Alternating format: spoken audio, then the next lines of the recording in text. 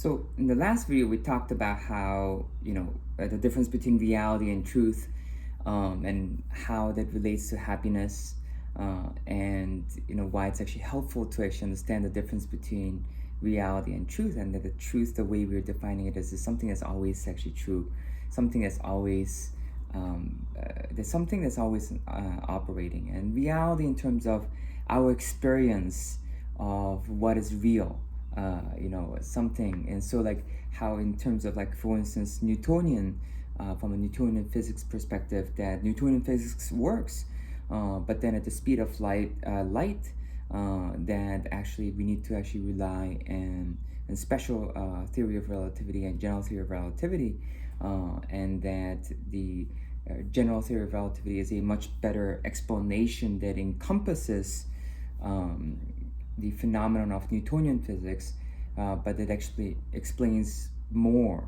And so we have a model of truth that's actually kind of more accurate, to actually the kind of phenomena we get to see. An explanation that's always true regardless. That's something that doesn't break down on the special circumstances, such as, when you're talking about the curvature of space and light and things like that. So we kind of talked about that, and but then how does it relate to our life? How does it relate to our experience? And I was explaining that because I was explaining that through our needs we come into truth a lot more accurately than we do through our thoughts.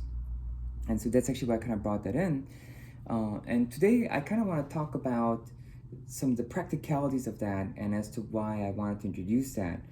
One of the quotes that I really like using all the time is that reality has a surprising amount of details. All right, and so we come up with our minds all the time, and we don't realize that our mind was created and constructed over evolution to simplify things so that we don't get overwhelmed by reality. And reality has so much input. It's got so much data that we're being bombarded by data all the time, and that if we want to make decisions, then we want to make sure that we limit the data that comes in. So that's actually what thinking is good for and decision making is good for, and because the more we consider, the more overwhelming the decision points become. And so we don't realize that actually our mind has been created to allow us to keep moving in the right direction, rather than created to come up with the perfect solutions in an instant. Now, maybe over time that can be true, but not in this instance. So a good example is this particular article that was actually coined or titled "Reality has a Surprising Amount of Detail," gives this example of building a deck. And it says that when you first start the idea with building a deck, it's simple. A deck design is relatively simple. But then once you start buying the material and you start making measurements and you start building it, you start encountering all kinds of unexpected details that you didn't account for, such as the boards being warped, and the pieces of wood not being uniform, and then something in the design not being accounted for, and having to make adjustments for that and things like that. And what we realize is that a plan is a plan, but what happens in reality is different from the plan.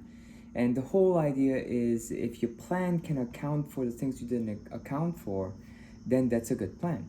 And so an example for that is that if you have a timeline for something, and let's say, for instance, you decide to build a deck and your goal is to build a deck in 3 weeks, but let's say, for instance, if you think it's going to take 3 weeks, it doesn't take that long to build a deck. But let's say, for instance, you think, oh, it's going to be done in an afternoon. You should probably give yourself about 2 or 3 days, just in case. And one of the things I've learned is this rule of multiplying something 3 to 5 times, especially if it's something that you've never done before. And so if it's a new project and I think it's going to take me 15 minutes, then I multiply that by 3 times. And if I really have no idea, then whatever I guess I have, I multiply that by 5 times to add in a little bit of buffer. And that really helps. Actually, what you'll notice is that, like, let's say, for instance, you think that you're going to write an email.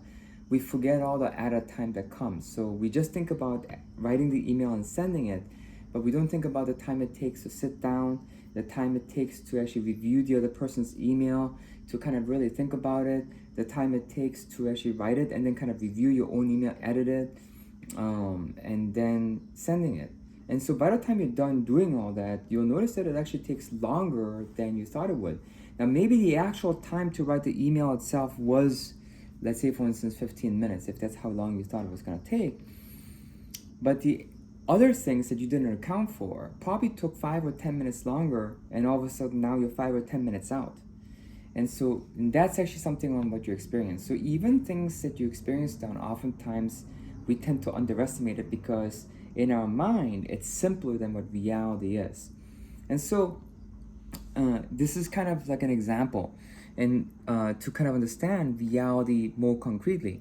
And so this discussion, I feel like this is really important because this is kind of goes into the pain management I was talking about, that for you to be happy and for you to be able to understand, how to reach happiness, you need to have good pain management. And good pain management, a part of pain management is like basically understanding that things are probably going to take longer than what you think they're going to take. And that's pain management. If you have that, things start falling into your expectation and you start actually being happier because you start experiencing life in reality, and you start having this feeling that you're in the truth. And that's a very important need of ours, to feel like we're in the truth. And so we start actually being met. But here's an interesting thing. If we don't live in our mind, and let's say, for instance, your experience, an experience comes from your physical memory, it's a feel. And so, because you've experienced it, and so if you've been making decks for a long time or been working on things, you get a much better feel for how long something's going to take. And so let's say, for instance, when I'm working on projects with my father-in-law, who has a lot of experience, he's the handyman. It's very interesting. He will say, I think it's probably going to take this much time, and so let's account for, and then, he'll actually account for a lot more time. And he will just say, if you think something is going to take a certain amount of time, it's probably going to take longer than that. And what you'll notice is that each project is a little bit different, right? So he's pulling from experience, and what you get to see is that you get to see that the approximate amount of time it took to actually do the work is actually accurate. But then if you add in the unaccounted things that comes from the difference in the actual project, then it takes a little longer. And from that experience, by following his feel, which comes from your needs, it's rather accurate. And I find the same thing, with my work and the things where I follow my feel. I'll just say, we'll probably be able to do this, within a certain amount of time. Let's say, for instance, we'll probably be able to do it in 2 weeks. But having said that, why don't we just add more time into it? Let's actually just say it's going to take 4 weeks, even 6 weeks. And let's aim on it being 2. And if we come in closer, then we can do this, or we can actually start a new project, or we can cancel the rest and we can just take it easy. But let's make sure that we don't overpromise. And that's really, helpful. Like, it's actually, so what I wanted to just kind of just really explain in this video is that when you want to be in the truth, when we talk about being in the truth, actually we're really talking about being in reality. Then one of the key things that we really want to actually explore is actually following your feel instead of the idea.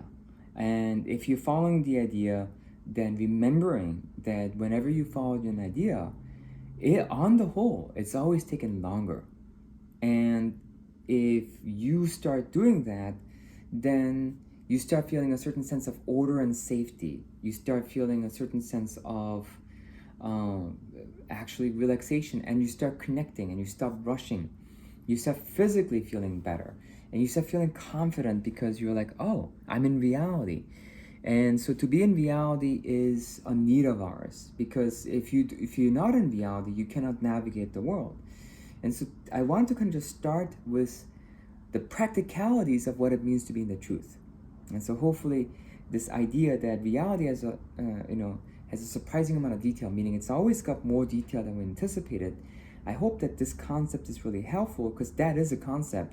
But I hope that with this concept, you're able to bring yourself into this present moment and feel, like, let's say for instance someone says, hey, how long do you think it's going to take?